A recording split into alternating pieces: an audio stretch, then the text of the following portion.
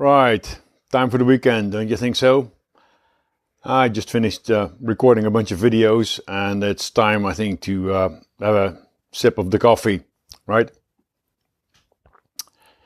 Nice cup. It's from AT&T Bell Labs, where I was for a couple of months in 1987. Now, some of you youngsters probably don't know about AT&T Bell Labs, but maybe you know about Linux. Okay, so Linux was developed by Linus Torvalds, who got the idea from Andrew Tannenbaum, a professor in Amsterdam. Nice guy, by the way. I met him a couple of times, and he created Minix as part of his operating system course. And he got the idea from Unix, which was a system that Ken Thompson and Dennis Ritchie developed in the early 70s, which in a way was a pun on a different system called Multics, but that was way too complicated. So Unix was supposed to be a bit simpler. And they were working at Bell Labs, as it was called at the time. And Bell Labs was arguably one of the largest IT or computer science research establishments in the entire world. A ton of innovations came there. When I was there, they had a separate corridor where they would hang portraits of Bell Labs employees who had won Nobel Prizes, right? Like a multiple of them.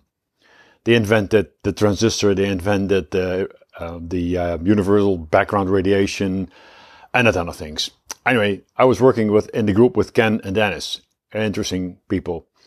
So Ken, for example, was flying airplanes as a hobby, small airplanes, and he had this custom to bring new people to the lab in an airplane ride. So, as happened to me. So we took off at Morristown Municipal Airport, set direction towards the Tappan Zee Bridge, which is up on the Hudson River. Took a turn, flew over the Hudson River down to Manhattan.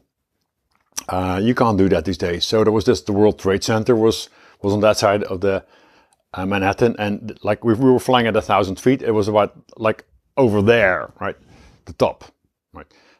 Turn around the southern tip, the Battery Park, and then the United Nations building up East River.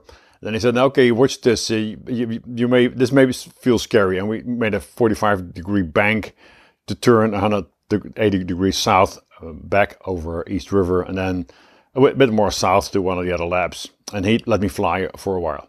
So that was Ken Thompson's idea of fun. And when we drove to get pizza, he would take me in his Corvette with his Willie Nelson tapes. Really funky guy. And Dennis Ritchie was the nicest guy around. You know, he was always helpful, writing a lot of stuff on how to improve things. And I remember one night, I thought it probably was a Saturday night, these guys were working all the time, when I had a problem with the plotter and he just spent half an hour fixing me up with that. So that was a great time, Bell Labs. I learned a lot, you know, and Jared Holtzman, the guy who got me there, later went to be head of quality at NASA and the Jet Propulsion Lab. So yeah, those were the days, and that's computer science history. And these days we're stuck up in the cloud, you know, everything's in the cloud. At Bell Labs, they were writing their own operating systems, you know, and fixing them. And computers were in the room next door, right? And they didn't have any air conditioning. Well, they did have air conditioning. And one day they had to fix the air conditioning, and then they just opened up the windows. I agree, it was a -20, so you could do that, but anyway, it wasn't as modern as it is these days. Anyway, time for the weekend, and after the coffee, I'll probably have something else. Okay, bye for now. Thanks for watching. My name is Peter van Eyck, and this is the YouTube channel Club Cloud Computing. Please like the video and subscribe to the channel.